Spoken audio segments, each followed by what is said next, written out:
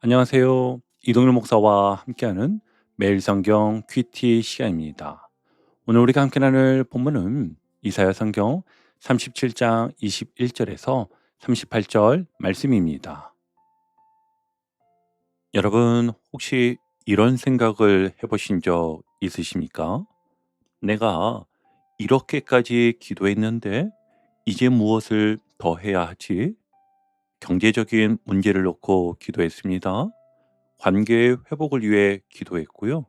또 가족의 병환을 붙들고 눈물로 기도도 했으며, 청년들은 취업과 진로의 문을 두드리며 정말 간절하게 기도했습니다. 그런데 상황은 여전히 그대로입니다. 그러면 어떻지요? 마음이 급해지잖아요.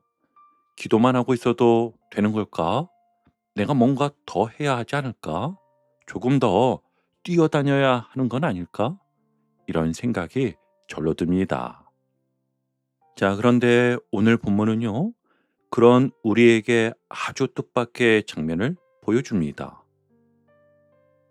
어제 본문에서 히스기야는 사네립이 보낸 협박의 글을 들고 여호와의 전에 올라갔습니다. 그리고 그 글을 하나님 앞에 펼쳐 놓았는데요. 기억들 나시죠? 하나님 보십시오. 하나님 들으십시오. 우리를 구원하셔서 천하 만국이 주만이 여호와이신 줄 알게 하옵소서.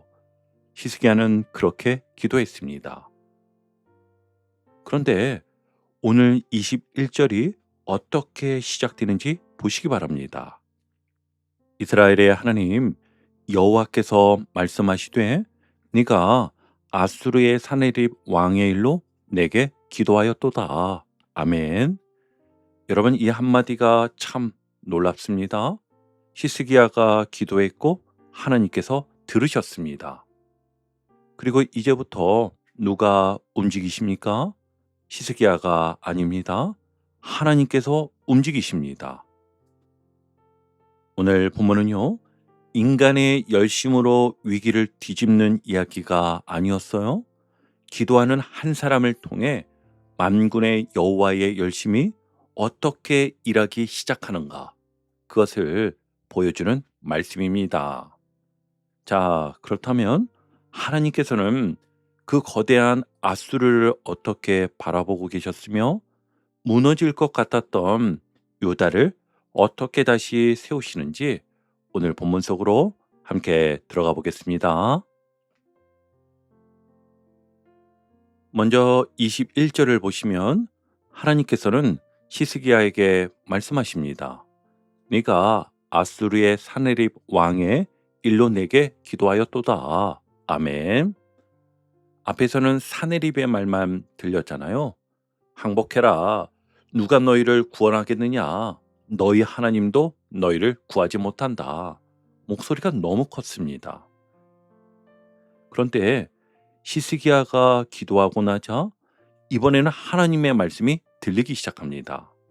여러분, 여기서 중요한 게 있습니다.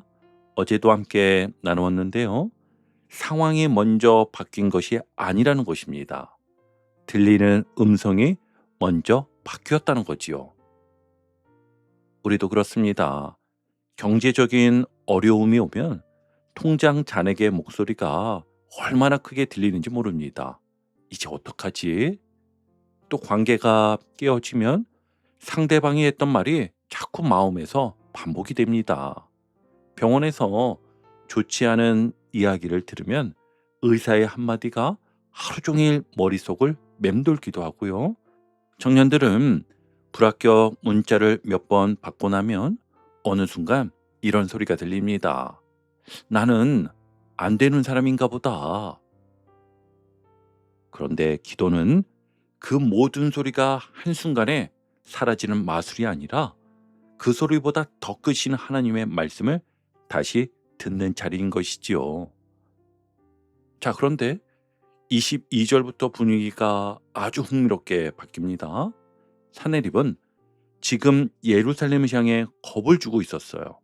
그런데 하나님께서는 오히려 이렇게 말씀하십니다.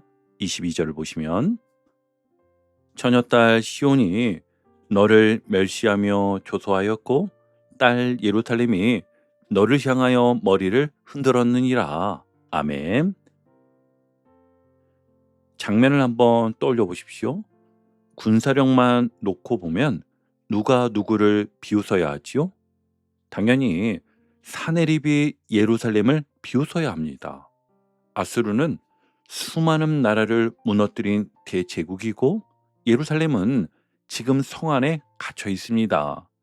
그런데 하나님께서 그림을 완전히 뒤집어 놓으신 겁니다. 사내립아, 네가 예루살렘을 비웃고 있다고 생각하느냐? 아니라는 것이죠. 오히려 시온이 너를 보고 머리를 흔들게 될 것이다. 왜요?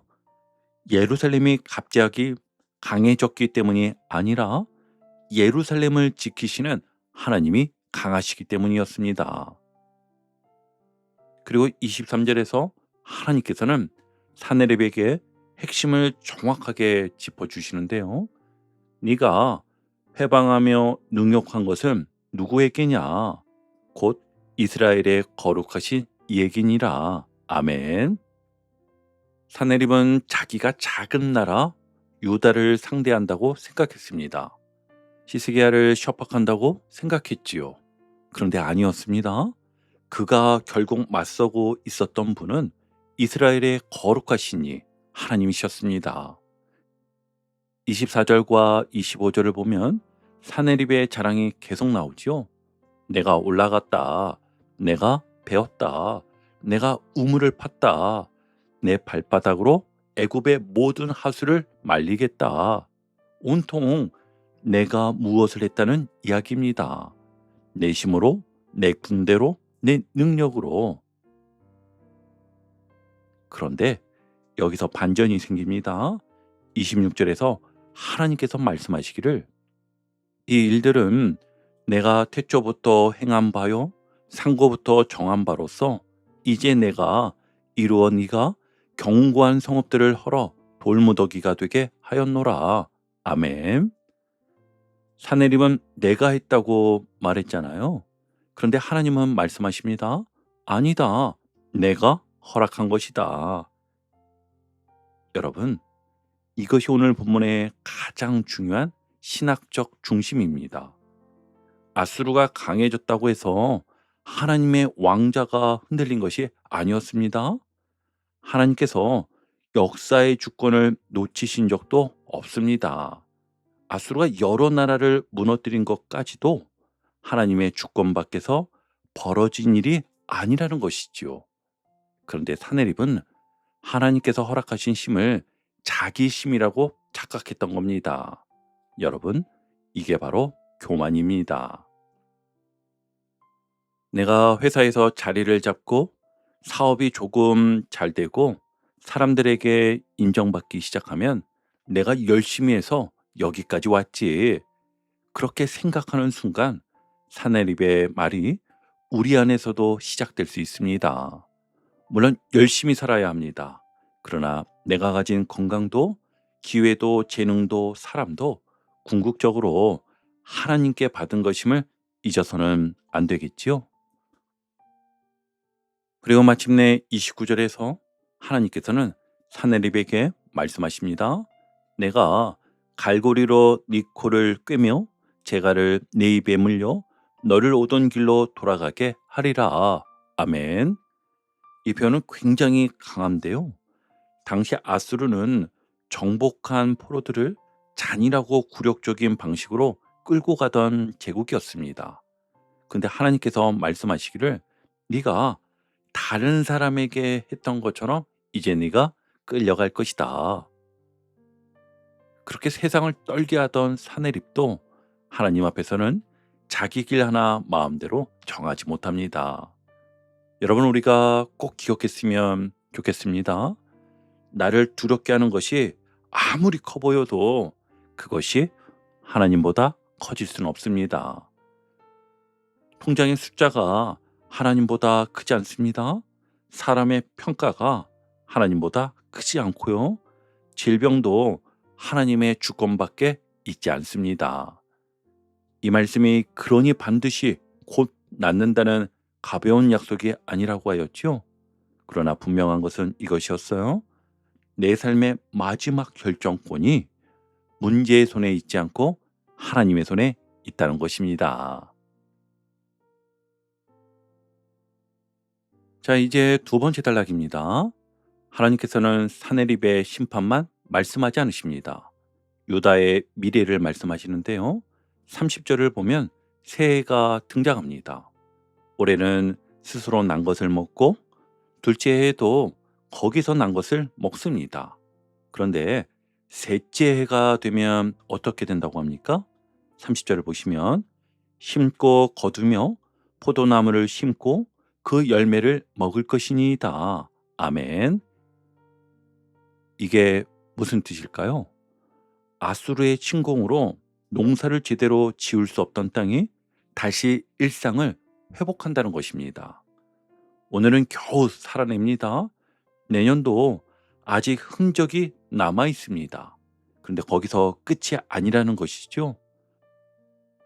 다시 씨를 뿌립니다. 다시 거둡니다. 다시 포도나무를 심습니다. 삶이 다시 시작되는 겁니다. 그리고 31절의 말씀이 참 아름답습니다. 유다 족속 중에 피하여 남은 자는 다시 아래로 뿌리를 받고 위로 열매를 맺으리니. 아멘. 아래로는 뿌리, 위로는 열매. 하나님께서 그저 이번 위기만 겨우 넘겨줄게 이렇게 말씀하시는 것이 아니었어요. 다시 뿌리를 내리게 하시고 다시 열매를 맺게 하시는 분이십니다. 여러분, 이것이 회복입니다. 진짜 회복은요, 어려움 하나 없어지는 것으로 끝나지 않습니다. 무너졌던 믿음이 다시 뿌리를 내리는 것입니다. 관계의 아픔을 지나며 사람만 붙들던 마음이 하나님께 뿌리 내리고, 경제적인 어려움을 지나며 돈이 내 인생의 주인이 아니라는 사실을 배우고, 오랜 치료를 지나며 몸이 약해졌어도 영혼은 하나님께 더 깊이 뿌리 내리는 것입니다. 그리고 바로 그 다음 오늘 제목의 말씀이 나옵니다. 32절이죠. 만군의 여호와의 열심히 이를 이루시리이다. 아멘. 여러분 꼭 기억하십시오. 누가 이루십니까? 히스기야의 열심이 아니었어요. 유다 군대의 열심도 아니었고요. 만군의 여호와의 열심이었습니다. 우리의 열심은 지칠 때가 있습니다.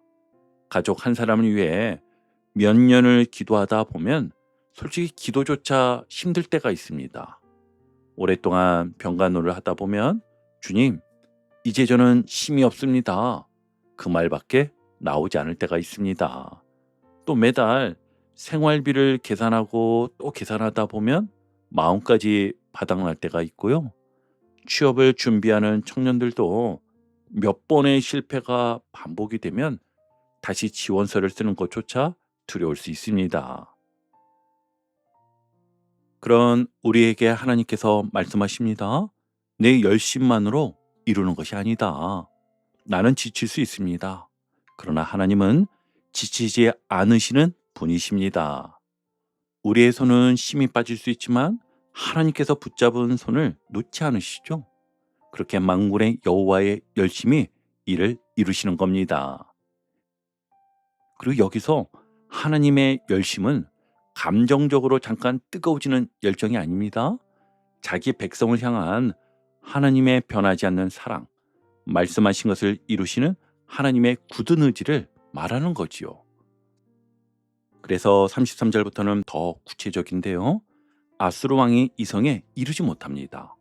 화살 하나도 이리로 쏘지 못하며. 아멘. 방패를 가지고 가까이 오지도 못합니다. 흉벽조차 쌓지 못합니다. 그리고 34절, 그가 오던 길 곧 그 길로 돌아가고 이성에 이르지 못하리라. 아멘. 왜 그렇습니까? 35절을 보시면 대점 내가 나를 위하여 내 종 다윗을 위하여 이성을 보호하며 구원하리라. 아멘. 여기에는 하나님의 이름과 다윗에게 주셨던 언약의 신실하심이 함께 담겨 있습니다. 구원의 근거가 유다가 완벽했기 때문이 아니었지요. 하나님께서 자기 이름을 위하여 약속하신 언약을 신실하게 지키시기 위하여 자기 백성을 붙드시는 것입니다. 그리고 이제 36절 말씀하신 것이 실제 역사가 됩니다. 여호와의 사자가 나가서 아수르 진중에서 18만 5천인을 쳤으므로 아침에 일찍 일어나 본즉 시체뿐이라. 아멘. 예루살렘이 전투를 벌여 이겼다는 이야기가 아니었어요? 하나님께서 일하셨다는 말씀이죠. 사내립은 결국 떠나 니느웨로 돌아갑니다. 그런데 마지막 장면이 참 아이러니합니다. 38절을 보시면 사내립은 어디에 있습니까? 자기 심 니스록의 신전에서 경배하고 있습니다. 그토록 여호와를 조롱했던 사람입니다. 자기 신임 더 강하다고 자랑했던 사람이죠. 그런데 바로 그 신전에서 그의 아들 아드람멜락과 사라셀이 그를 칼로 죽입니다. 그리고 다른 아들 에살 핫돈이 이어 왕이 됩니다. 사내립이 그렇게 자랑하던 신은 결국 자기 신전에서조차 사내립을 지켜주지 못했습니다. 자, 이제 37장 전체가 분명해집니다. 처음에는 누가 강해 보였습니까? 사내립입니다. 누가 약해 보였습니까? 히스기야와 예루살렘이었죠. 그런데 마지막에는 완전히 뒤집힙니다. 왜요? 진짜 왕이 누구인지 드러났기 때문이었습니다. 그렇다면 오늘 우리는 이 말씀을 붙들고 어떻게 살아야 할까요? 세 가지로 정리해 보겠습니다. 먼저는요, 오늘 내가 감당할 수 없는 문제 하나를 다시 하나님께 맡기십시오. 내가 어떻게든 해결해야 해. 그 마음으로 밤새 붙들고 있는 문제가 있다면 오늘은 기도 속에서 분명히 내려놓아 보십시오. 경제 문제라면 계산도 해야 합니다. 병이 있다면 치료도 받아야 합니다. 관계가 깨졌다면 대화할 노력도 해야 하고 청년들은 지원서도 계속 내야 합니다. 그러나 행동하기 전에 이렇게 고백하시기 바랍니다. 주님, 이 문제의 최종 결정권자는 제가 아니라 주님이십니다. 내가 해야 할 몫을 감당하되 하나님의 자리에 내가 올라가지 않는 것입니다. 자, 그리고 두 번째입니다. 두 번째는요, 결과만 기다리지 말고 오늘 아래로 뿌리를 내리십시오. 31절은 먼저 열매를 말하지 않습니다. 다시 아래로 뿌리를 받고 위로 열매를 맺으리니. 아멘. 오늘 당장 좋은 소식이 없어도 괜찮습니다. 말씀 한 장을 펴십시오. 짧게라도 기도하십시오. 예배의 자리를 지키십시오. 힘든 가족에게 따뜻한 말 한마디를 건네십시오. 아픈 몸 때문에 할 수 있는 것이 줄어들었다면 할 수 없는 것을 세기보다 오늘 할 수 있는 작은 한 가지를 하나님과 함께 하십시오. 하나님은 보이지 않는 뿌리의 시간도 결코 헛되게 하지 않으십니다. 그리고 마지막 세 번째입니다. 내 열심이 바닥날 때 만군의 여호와의 열심을 붙드십시오. 혹시 오늘 정말 지쳐 계십니까? 이제 더 기도할 힘도 없습니다. 그렇게 느껴지는 분도 계실지 모릅니다. 그렇다면 오늘 32절 한 문장만 붙들어 보세요. 만군의 여호와의 열심이 이를 이루시리이다. 아멘. 내가 하나님을 붙드는 힘보다 하나님께서 나를 붙드는 힘이 더 큽니다. 내가 하나님께 충성한 세월보다 하나님께서 나에게 신실하셨던 시간이 훨씬 깁니다. 그러니 오늘 하루를 살아낼 힘이 부족하더라도 내일 것까지 미리 걱정하지 마십시오. 오늘 하루부터 주님 손을 붙들고 걸어가는 겁니다. 바라기는요, 오늘 하루도 눈앞의 사내립보다 크신 하나님을 바라보고 내 열심이 아닌 하나님의 열심을 의지하여 주어진 하루를 믿음으로 살아내는 저와 여러분 되시기를 주님의 이름으로 축원합니다. 아멘.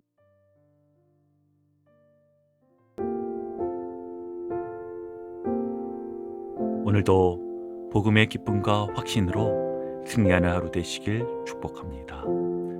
함께 해주셔서 감사합니다. 내일 큐티 시간에 다시 뵙겠습니다.